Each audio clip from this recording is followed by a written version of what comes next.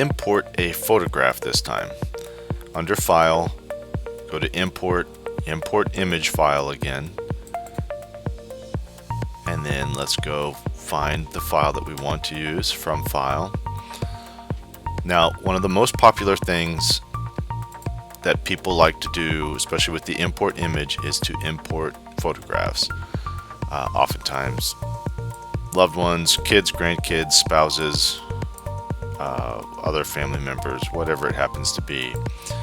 And there's a lot of misconceptions and misinformation on how to use photographs and how they import and how to best optimize them. So we're going to talk about that now. So I've got this picture here of my daughter. We're going to import her in, doing a little bit of cropping here, and we're going to show what you can and can't do with an image and how it all works. So let's click to the next button. Okay, so exactly like we saw with the logo that we just imported, this file is using the light and dark of the image to create depth. We call this a height map. So the difference between light and dark creates depth. But what this doesn't create is what we call relief. So when you're dealing with carvings and carved patterns are actually relief carvings. So they are carved or modeled in a way that actually shows you the true sense of depth that you would expect from the way that we interact with the 3D world. Now, photographs are only two-dimensional information, so when you import a 2D image in, it can only interpret that 2D information as best it can based on lights and darks. So you can see here that, you know, the way that it's portraying a lot of this information is not exactly right. So the background is actually up closer to you than her face is, and the whole area around her nose and her mouth and her eyes, they don't quite look right. And we deal with this a lot of times when there's smiling involved, and then the whites of the teeth jump out because they are a whiter shade, or the whites of the eyes pop out. So this is all just in the way that depth is interpreted through this. So if you're importing in images hoping to make it into a carving, into wood, most of the time you're not going to be successful. And there is no magic software in the world that allows you to just import an image in and carve it into wood without some work. Now, there are some tutorials and some techniques in our tips and tricks section on the website where some people have developed some techniques to help you do this in wood. So if that's what you're interested in doing, I would suggest going and checking those out once you're finished with these tutorials. So I'm going to show you what the best use of importing images is, and it is for doing lithophanes.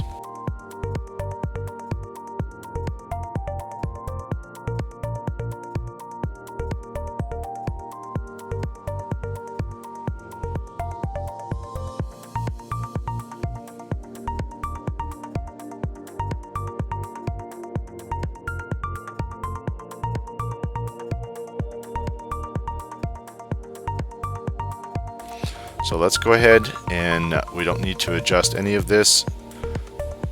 We can just hit finish and save this into a folder.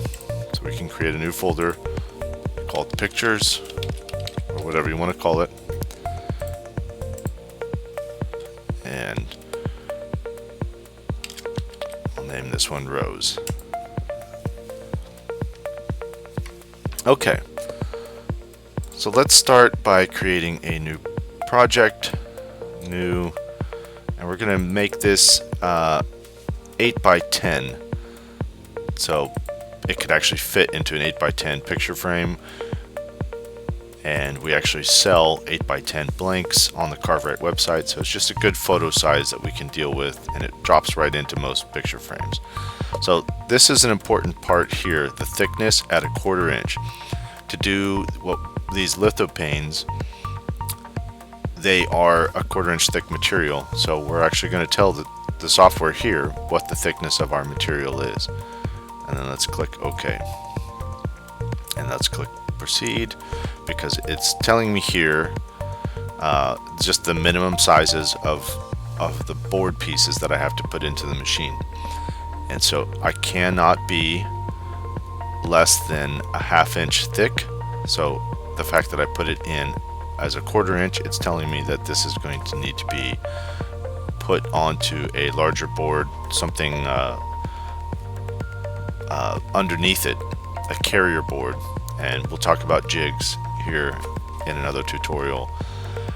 And well, we'll actually cover jigs in this tutorial, making a jig specifically for doing these lithophanes. So click proceed.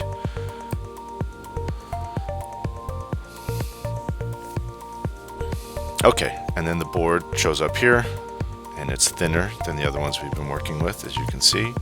Click on the blue shell. Under favorites, let's go find our pictures, and let's take a rose picture. Okay, it drops right on the board there, and that's pretty much the fit, exactly what we were looking for. And you can see here what we were talking about. It's like these parts of the face are kind of recessed in. The robot's kind of got these weird parts of it's recessed into the floor, part of it's sticking out of the floor. This one's sticking into the door, and all these little flowers are kind of embossed into the dress. And there's ways that you could carve this and it wouldn't look terrible, but for me, I would never carve a photograph into wood because it's never going to look the way that I would want it to look without actually going through and modeling this out. So what I would like to do is the lithophanes, and this is carving into the plastic material as we've been talking about. So in the Pro software, we actually have the ability to simulate a lithophane view. So I can click on this, and you can see what this is going to carve out looking like, and we're going to see what it's going to, how it's going to look when we put light behind that piece of plastic. All right, so we can see here that the whole thing has kind of gotten a little smudgy. So the first thing we need to do is do our optimization. Just as we do with any other carving, we're going to go through and optimize it. So I'm going to go turn this to bit optimization best, and then we're going to look at the image, let it render, and we can see it's quite a bit more crisp now. It's still a little fuzzy, but that's going to be totally okay once it's carved out. The only other concern I have with this is the kind of lightness of the image. So let's click on this. We set our board to 1/4 inch thick, so we need to look at our depth. This being carved at a 1/4 inch thick, we're probably going to carve all the way through this, so we need to shallow that up. So most lithophanes are done usually between 0.18 and 0.2, and that gives enough meat behind that so that it doesn't become brittle, so the plastic doesn't break or you don't carve all the way through.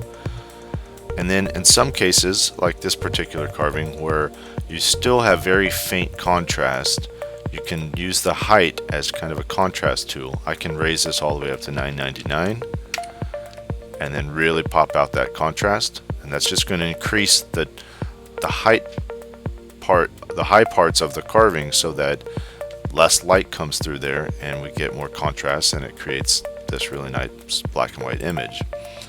And then another thing, if you have the Pro software, you can go into the edit board settings and you can adjust your pattern bits. This is where you adjust your settings and the stain, which we've talked about, and the glossy finish. You can also go in here into pattern bit, and then I can change it to our 1/32 inch ball nose, which is a much finer, it's half the thickness of the 1/16, so it's a much finer bit, and you can see using that bit how much more crisp my image is going to get. So in the end, once I've got this all set up, I can upload this. Then I can even carve a picture frame for it, put a light behind it, and I've got this really incredible gift or keepsake or whatever it is that you're looking to make. But it's very powerful, very if you've seen one, you know exactly what I'm talking about, and we can show some pictures of these pieces. But the lithophanes, if you're wanting to carve images, my recommendation is this is the way to go, rather than trying to carve photographs into wood.